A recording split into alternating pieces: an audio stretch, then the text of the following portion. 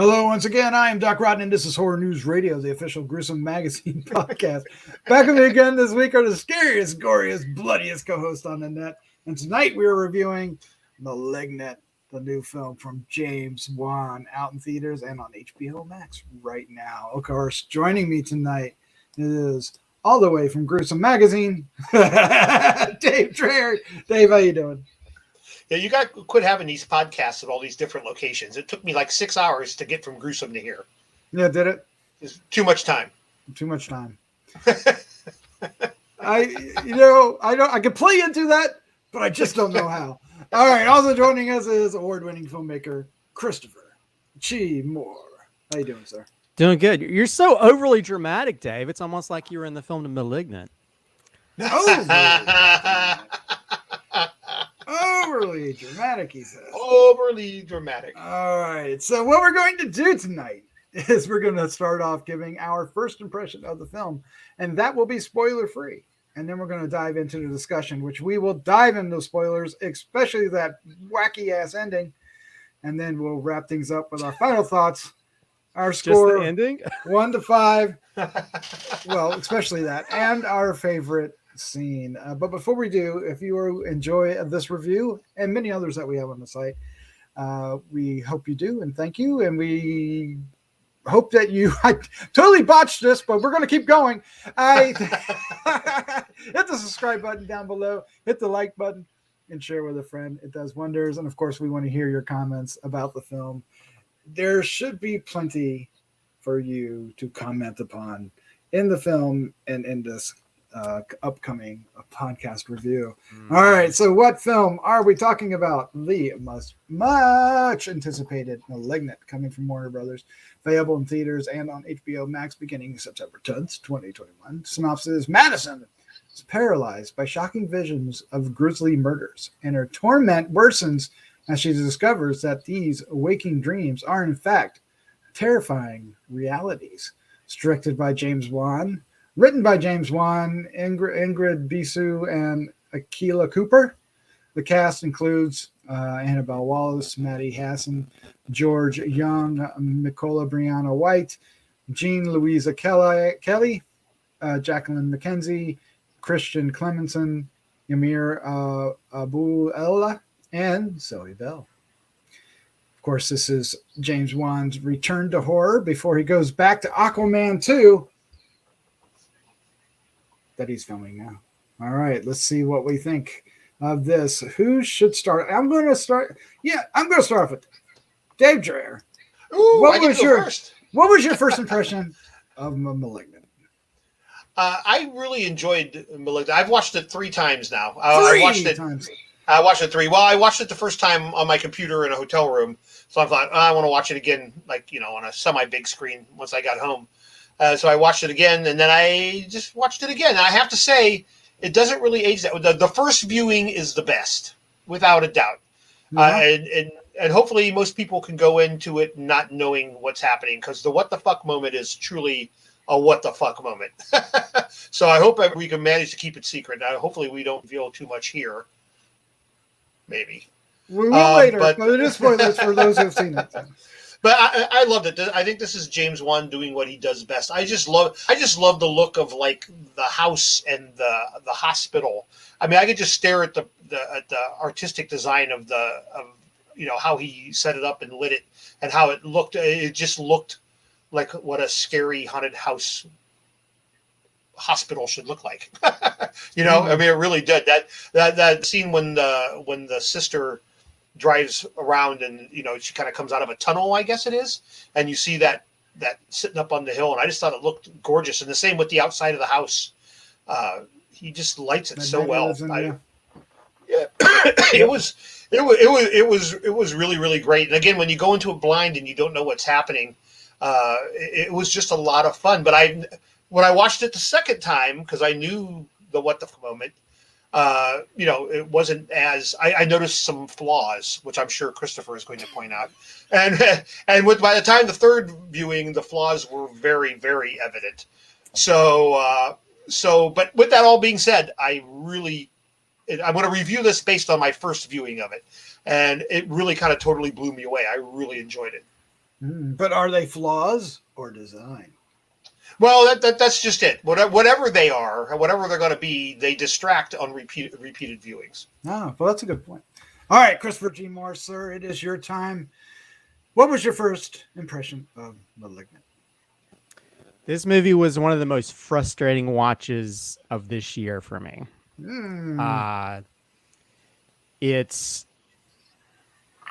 like it's like if a soap opera wanted to make a giallo film. It's like if Lifetime wanted to make a horror film. It's like if SNL did a parody of a giallo, it would be this. And I think more than anything, I'm kind of irritated that people are acting like that he made this bad on purpose to emulate something. It's just a bad movie. It's a mess of a movie. And no matter how people can make excuses for it. I mean, I've had people like, oh, this is so genius because he's emulating giallo. He's emulating 90s films. It's just a bad film. Now it has those visual flourishes that you normally see with James Wan, but this is this film is a mess. And if he's trying to emulate it, he didn't do a good job of it. This is like those bad parodies that came out after Airplane or whatever, where they were trying to do parodies of stuff. I mean, I thought that the actors were just not good. They're so hammily over dramatic. I mean, they say phrases and then they have this big music, dun dun dun. It's like a soap opera. Like they'll say something and this music will come in, and then they play this music. It's very similar to the Saw stuff that the music comes in when they try to explain the big twist. But they do that all the time just for simple pieces of dialogue. And granted, I do like the premise involving the villain without giving anything away. I like the premise of it, but you pretty much know that premise in the first act of the film. I mean, they give it pretty much away. And I saw the flaws from the beginning. There was I kind of watched it for a second time just to make sure that my opinion, if I was too harsh on it, and it just made me hate it even more. Oh no! So, in fact, I think I even joked to you, Doc. I was like, they shouldn't call this movie Malignant. They should call it Benign. And I just don't. I really don't understand people's. I think people just love it because it's so batshit crazy. Doesn't make any sense. I think they almost feel. I think that if a normal indie director had made this, they would say it's crappy. But I think because James Wan made it, it's genius. And to me, I think it's giving him more credit than he deserves. And I feel like maybe making all these big polished blockbuster films has really kind of ruined him for the horror genre. I mean, and granted, I like kind of crazy stuff. You know, I like weird stuff out there. I love a lot of the 80s Italian films, where they're cheesy on purpose sometimes, but sometimes it's not kind of cheesy because it's mainly about the bad dubbing. But this one, there's just there's parts where visually it looks, there's some amazing shots in it. There's like an overhead that's shot throughout the house that's really cool. But then you have other shots that are as pedestrian as a sidewalk. And it just annoys me. I don't know. As a filmmaker, it annoys me. And I wish I could, you know, I'm like you, Doc. I've loved all of the films that he's directed. Producing could be hit or miss, but directing, I thought he's done a great job. But this one, I just it almost it insulted my intelligence. It just made me feel like, what am I not seeing here? And then there's even scenes that just made me annoyed what the characters are doing. There's a parking scene that why? Why would you park at the edge of a cliff? It does not make sense. It's so stupid. It's like, oh, this will look good for the shot, but it doesn't make sense whatsoever. Brian Fuller posted a video of it where he had a group of people laughing in their living room. They said it's so bad it's laughable. I could see this as being like the new, you know, little Rocky Horror Picture Show where people go watch it to laugh at it. But I don't know, there seems to be a lot of people that seems to find something good in it, and they think because of the wackiness it's good. So more power to him. This movie was more frustrating than anything. I just didn't. I don't know. I mean, I really went into it wanting to love it, but I just didn't. Yeah. What's so funny is that after I watched this, I was talking to my wife about it, and I said, that you would love this, and you would love it for every single reason you just said you didn't. It's so funny, and I'm like, oh my god, I know. I wish. And I totally, don't know you. Pun intended. I'm of two minds about this. There's part of me that agrees with Christopher on many of these, because there are some choices in here that just are like, why? And then there are other elements that are just like I would say are genius. I think this film, I think there is very much a vision in this film that I'm not entirely convinced translates as well as intended. There are, like I said, there are a lot of people that absolutely love this film, and I enjoyed it. I watched it a second time to kind of get my footing on it, to get where I sat, and I did enjoy it far more the second time. I actually had a better experience, Dave, the second time I watched it, because I wasn't questioning things the second time I watched it. I was more accepting of, because like I said, but we'll have to. There's a lot of things I want to talk about, but we have to do that in the spoiler sections. But there's just some scenes are done in a very specific style, while others are not. So it tends to feel kind of all over the place, but I kind of enjoyed that part of it. And like the scene that you guys are talking about with the car parking, I love that scene. I'm not saying it's a good scene, but I just love the audacity of it. I don't know. I read somewhere, somebody said that it was, it was a huge swing and like a swing for the fence kind of thing. And I kind of get that, and kind of enjoy that. So for me, it's definitely not my favorite James Wan film. But at the same time, it's one that I will never forget. And I'm going to be thinking about it probably forever, just trying to figure out what the hell. I really don't know what to do about my thoughts on this. I'm so torn. But we have to get into spoilers, because to talk about what truly, gets us going in this film is in the spoilers. So from here on out, we're going to dive into our discussion, and we will dive into spoilers. So if you have not seen the film and you have HBOMax, go watch it. Come back and watch the rest of this. Or if you feel comfortable, brave the theater. If not, it'll be out eventually.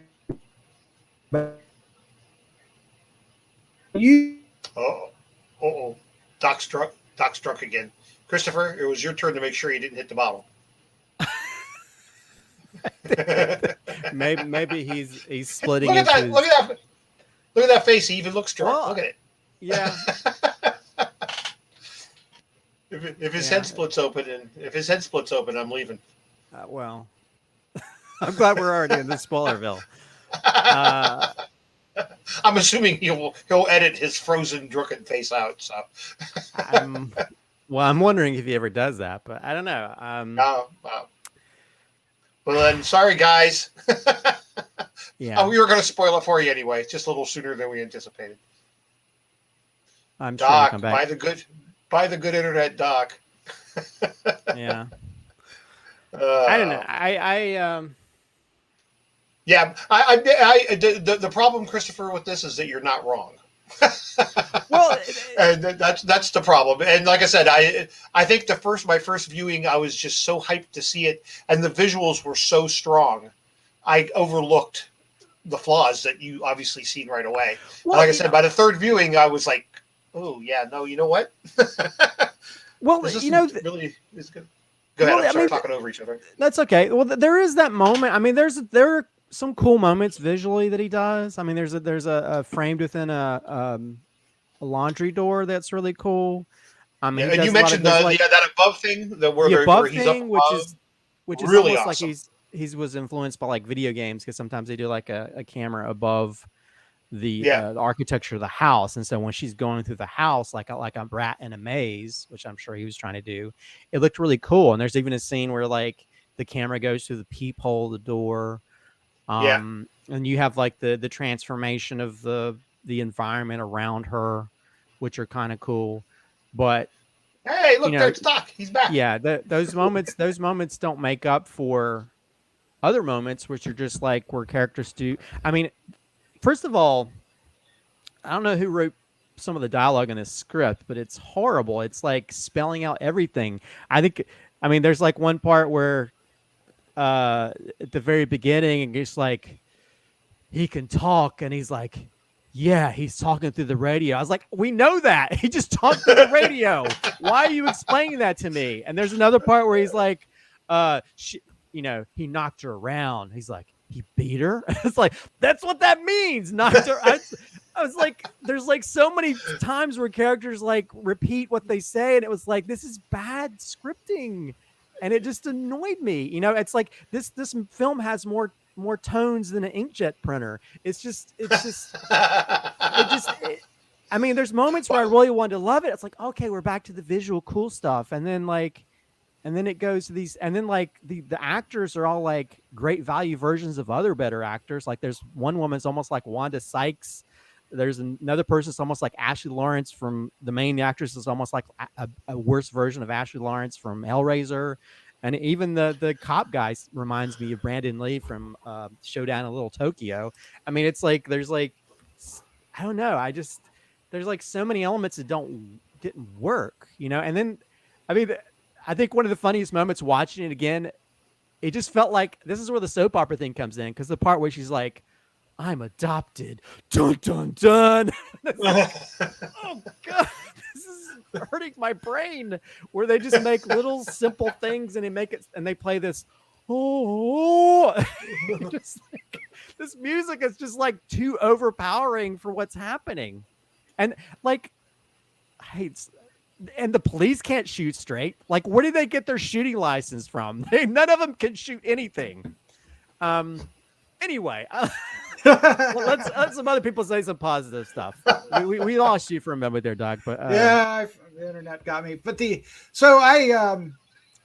I presume you started talking about all the weirdness in here with the dialogue and the shots and whatever. So it was really weird. And one of the things I was trying to say earlier was like, and stop me if you've already talked about this, but like when the cops do show up, it feels like it's changed from one type of film into a procedural, and that's when the shots get a little bit more static, and she even has a lollipop in one scene, right? It gets in the morgue, because you always have to have somebody eating something in the morgue, right? It's so tropey. Yeah. And they use very interesting things to, and I mean interesting with air quotes, when they do exposition. I forget the phrase. There's a phrase that's called exposition, but like one time she comes in and she's wearing a princess outfit to, so make it like it's not. It's like, is this the script that they wrote coming out of school? It's kind of like that. It feels weird, but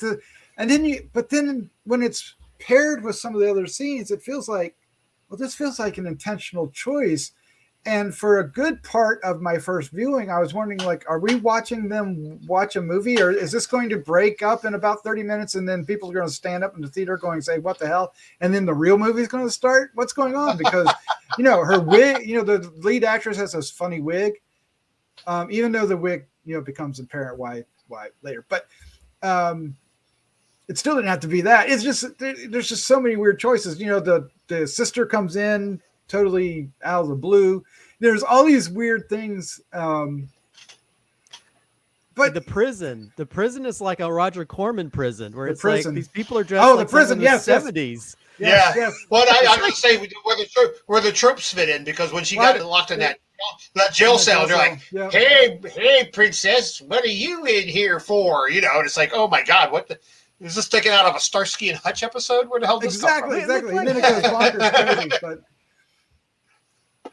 but then there's the times like I felt like it felt like Pee-wee's Big Adventure, where they go to different sets. It's like, we're going to this 70s prison set, and then we're going to go to this 90s crime procedural, and then we're going to go to this giallo film. It's like it goes through all these different modes to where this thing has more personality than the main killer. It's like, No. and the killer's like the slasher version of the mayor from Halloween Town. So I don't know. It's just, I don't know. Yeah, This movie frustrates me, and I really wanted to love it. I hate that I don't love it, but it's such of a mess of a movie. It's like sorting through vomit to see what you ate. It's just like I don't oh my understand God, that's terrible. what happened. Yeah, I don't think I was. that ain't gonna be on the That DVD ain't gonna be on the box. Might be in the title though. Might be in the title. I was never frustrated by the movie. I was like off put often, but in the end, the movie kind of won me over, and but it left me like questioning like all kinds of things. So that's why it left me, with two thoughts. Part of me really loved this movie, and then the other part of me was like, oh, why? And it starts off, very much like it's it is a VHS tape, right? It has the tracks running through it, and it sets the first intro thing up to be, kind of set up the tone. But I don't know if the film continues that, because when he starts to really flourish with the scenes, like when the everything transitions, for example, by contrast, they seem so different, right? And it's like, what, and it's such a weird experience. And I don't know if he's like playing with that or he's trying to use that to offset. I feel like there was, I don't think he made a bad movie by mistake. I think he did it to do something. I mean, it was a choice, right? And I think that's why some people are seeing it as genius, because some people are just zoning with it. And Dave, you zoned with it on your first watch. I did. I did. Now if you've watched it on your for 3 times, are you more where I am at now, or are you like where Christopher's at?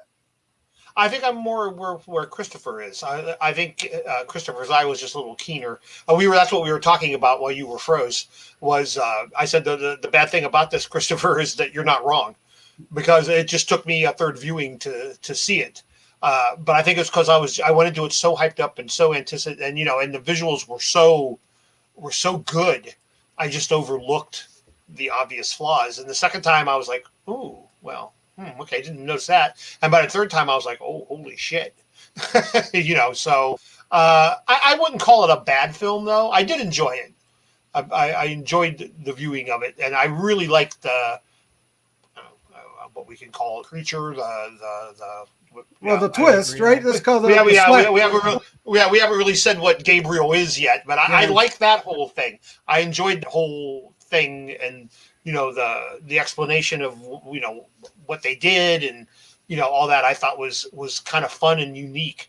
Again, we haven't really revealed what it is yet. I don't know how deep you want to get into it. Well, we don't want to give everything away, but that's something that's been explored in other films. Like The Dark Half, for instance, kind of played with that concept a little bit, to a degree.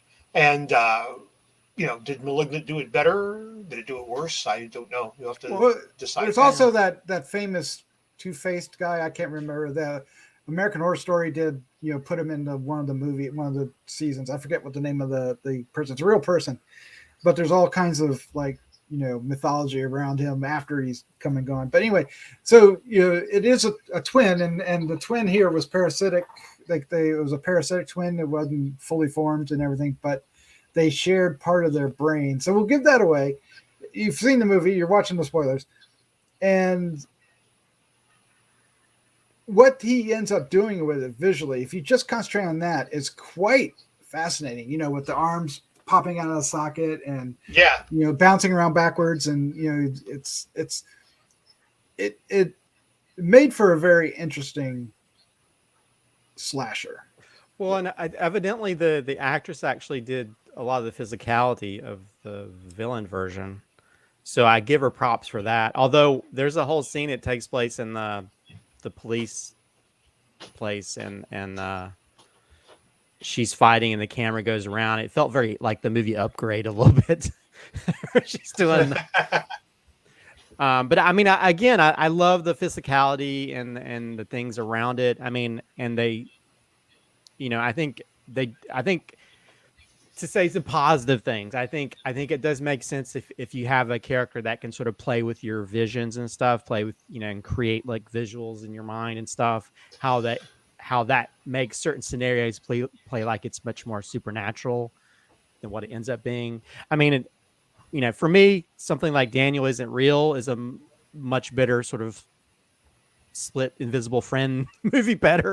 Does a better job of some of that stuff, even though it's more, or as she spells out in the very beginning, I need a biological connection with something more blood related. It's like, oh yeah, why don't you just spell everything out? Well, there's a lot of things that actually spell it out. Yeah, there's some spells it out. But there's also there's also some subtle. Well, they're not so subtle, but like when she's looking at the wall, there's the mirrors, all the walls. When the shadows are on the wall, and she's staring at that spot where she hit her head and started everything, or got her head slammed up against it by her gross husband.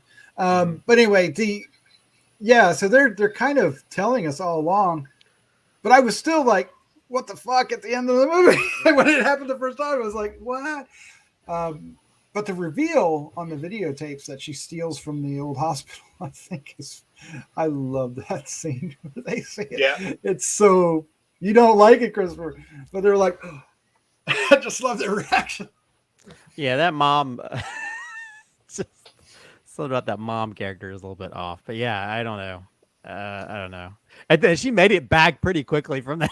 I know, but I don't understand. And I'm like, well, that's the whole point. This killer, I don't know how is the killer driving backwards? I don't understand how the killer gets back and forth. I don't understand. Well, I don't think it's the killer. It's the killer controlling his sister. Yeah, but wouldn't she have to? Well, she could drive anywhere she wants. She's going to think she's at the house. Yeah, but when she's controlling, she's always going backwards. So I don't know how she sits down. I don't know how that works either. I don't know how that works either. But it did make for a very creepy villain if everything's kind of opposite, that kind of thing. I don't know. Did you like the? Was that practical, Dave? When they had the thing waving its arms and the little. It looked honestly, it looked practical to me. Yeah, when you see it,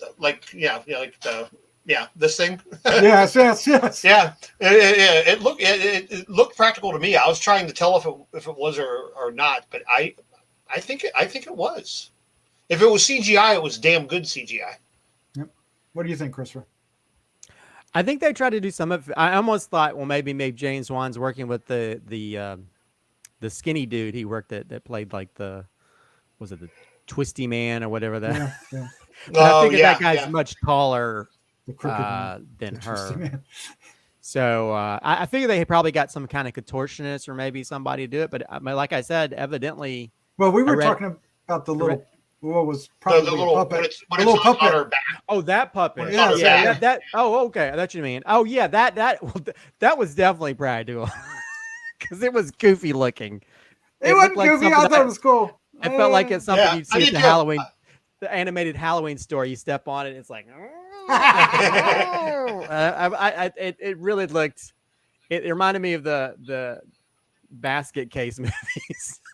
It did. Actually, wow. It did. I agree. It kind of reminded me a little bit of that, like, or what was it? What was it? A Total Recall, the little.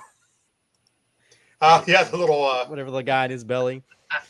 But yeah, it did feel like it was practical. I think that was the one thing that was practical. Now they had a few elements of CGI blood in places you could sort of tell. Oh, definitely, especially there in that when they slaughter all the cops.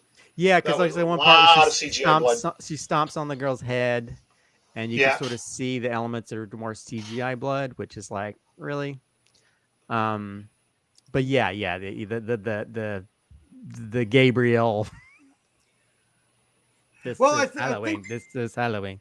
Well, the one that once she turns into Gabriel and you got the ugly Gabriel face and running around backwards, that character's played by Marina Mazeppa, and I think she has like a lot of those Instagram and TikToks where she's doing all those crazy Maybe she can like move her limbs opposite. Yeah. She's a contortionist. Okay, then that's what she, I've kind of figured they probably did. Yeah, and she's also really adept at like kickboxing and fighting, and she's very limber and yeah. I mean, the only thing that I kind of would be happy about is seeing somebody cosplay that character at a horror convention. Wearing like I'm giving stuff away, but yeah, that. Although still, it doesn't make any sense. You think like if she hit her head, they would examine her a little bit more closely, but I know they would find it. What do I know? Wouldn't they find some kind of slit in her head? Maybe I'm crazy. Maybe they'd sew it up, right? I don't know. Okay. Anyway, let's go ahead and wrap this up. No, let's go ahead and wrap this up. Let's give our final thoughts, our score 1 to 5, and our favorite scene. Oh, this is going to be exciting. Dave, start us off. Are you going to give us like 2, 1 for the first watch and 1 for the third? I don't know. It's funny you asked that because I was just thinking that. No, I'm just going to combine them all in the together. But based on that, if I was just going to do it on my first one, it probably would be about a 4. But I have to take in the fact that it's not aging well, so I'm going to kick that down to a 3.5. I still enjoyed it. I really did, and I still recommend you watch it. There's a lot of really great visual flourishes in here that only James Wan could pull off. But there are some scripting and story elements that are just kind of cringeworthy, unfortunately. But I still had a really good time watching it. It's the first movie in a while that I really had great anticipation to see. I mean, again, I watched it in a hotel room on a computer. I mean, that's that's how much I wanted to see it instead of waiting until I got home to watch it. But I am going to give it a 3.5. Favorite scene? I'm going to go with the scene where in the jail cell when Gabriel makes his presence known. Yes. I really enjoyed that, and that had almost kind of a thing feel to it when again, I don't want to reveal too much, but when he reveals himself, there's definitely some body horror elements going on there. And watching our Starsky and Hutch jail cell mates like freak out. Yes, Zoe Bell, redneck Zoe Bell. Yeah, that was a lot of fun as well. So I'm going to go with that as a favorite scene. This is a tough one because I think much like both of you, I really, really wanted to love this, and unfortunately, it's got some issues. Yep. Christopher G. Moore. Go ahead and let's have it, sir. Dum dum dum. Yeah. I really wanted to cut the cancer out of this film, but then there'd be no film left. Oh, that's so good. That's so good. I will say it has those visual elements that James Wan is known for, where he has fun with the camera. But I think this is a misstep, and even if he was trying to shoot for a certain type of film to emulate that, making your own form of a bad movie does not work a good bit of the time, and it just makes it end up being a worse film because of that. Some people can sort of see that element and kind of appreciate it for the I guess the good badness of it. To me, it's a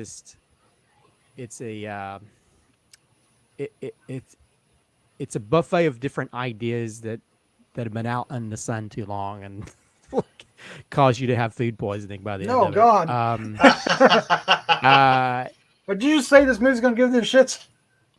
I feel like I feel like, and in fact, I think that I think James Wan took all the elements that he loved and crapped it into a film. I think that's what happened here. I hate saying so many bad things about it because, I mean, granted, there's still some artistry to parts of it. So this isn't like a totally horrible film, but I think for me, it's just very disappointing. As someone that's a big fan of James Wan, I think he brings a lot of sort of fun to a lot of things he does. And granted, like I said, there's some really beautiful shots in this, some really cool scenes. Like I was telling Dave earlier, like there's a shot where it's framed within the laundry window. That's very callback to early Steven Spielberg film. Duel. I mean, there's a lot of different shots that really cool, like the overhead shot, like a rat in a maze when you're looking above the house, or there's a camera goes through the peephole. Visually, there's some really cool stuff that he does, and then there's other parts that just feel like lazy filmmaking, like very and if even if he's going for something pedestrian, trying to replicate that just points out that the reason those movies in the past were bad is because they weren't good filmmaking to begin with. And so trying to create your own version of it is just like a Xerox copy of a copy, to where it's just a worse copy by the end of it. So overall, I was not a big fan of this, and watching it again just made me more frustrated, and it made me want to take a headache pill. No. And I don't know, but again, I saw lots of people on my Facebook posts or Facebook posting about how they realized it was a batshit crazy movie and they liked it. I like the theme of the killer. I like certain shots, but overall, it's just a mess of a movie that just feels like a bad SNL parody. In fact, I don't understand people's love for it. But again, the subjective art of film. But this is not something that will, if this will be in my mind as something that brings up bad feelings. It'll make me mad thinking about it. Oh. And I wanted to like it because if anything, it just makes me look forward to seeing Edgar Wright's upcoming film, which will be a better version of Giallo stuff. If I were to give it a rating, if you were, you will.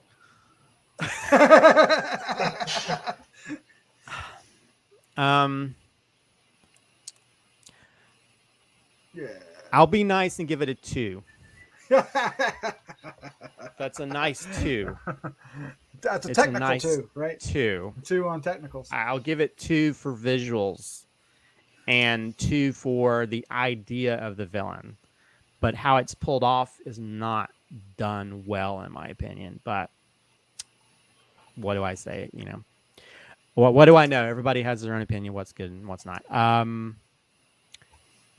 As for favorite scene, I'll just say I love the shot where the camera's above the rooms and it goes from room to room and it follows her around, just showing that she's this sort of rat in this maze trying to get away from where she thinks the villain is and that kind of thing. And so I really like that shot. And I think those type of things made me like kind of pulled me out of my sort of hate of this this film and other spots where the overly dramatic stuff just felt like, yeah, it felt like Lifetime was like, hey, you're ripping off our stuff. Hey, man. So yeah, that overhead shot is my favorite shot. There's some really cool shots in this, some really cool things, but overall it's a disappointing film for me. Sorry. Well, I'm torn. I don't know whether I want to love this film or dislike the film. For me, the one change from what they've experienced is that I liked it more on the second viewing, because I was less distracted by the things that were like pulling me out of it. So I don't know if I'm liking, I did enjoy it. I had a good time watching it both times, and I enjoyed, just the experience of it. And this batshit crazy story about, it certainly isn't keeping any secrets from you as you're watching it. You can figure out most of it, although maybe not to the extent that they go, but the actual idea of it is definitely there. And there's, I don't know, damn it. Because I had a good time. I liked it, but I still had all the problems with it. And I just don't know what to do. But I felt like I was going to be the Christopher on this episode, and Christopher was going to be the Dave, where Chris, for the first viewing, I really thought, Christopher, you were going to absolutely love this movie. I wanted to. And I was shocked when we found out you didn't. So I was like, oh my God. So then I didn't know what to do. I was totally confused. I said, oh shit. And it isn't. And what did I see? And I think that's kind of what you come out of this is like, what did I just watch? I'm a little confused by this film. I think I'm going to go with Dave in 3.5. I think it's a pretty good score for this, which makes it by scores a lesser James Wan film because I even liked, Fast and the Furious better than this. And I don't know, but at the same time, I kind of respect it in a weird way. I know, Christopher, you think it's bad because I don't see it as a bad movie. I like this better than Dead Silence. I'll say that much. Okay, that's fair. I'm not a big fan of Dead Silence. So. It certainly is a vision. Flawed, maybe a failure, maybe, but it is a vision, and I don't know. I'm going to shut up. 3.5. My favorite scene, there's a lot of scenes I could choose because there were a lot of things that outside of the obvious flourishes, like when, the whole room changes, which I thought was a great thing. And he didn't overuse it. He used it like 3 times most, right? Yeah, 3 times.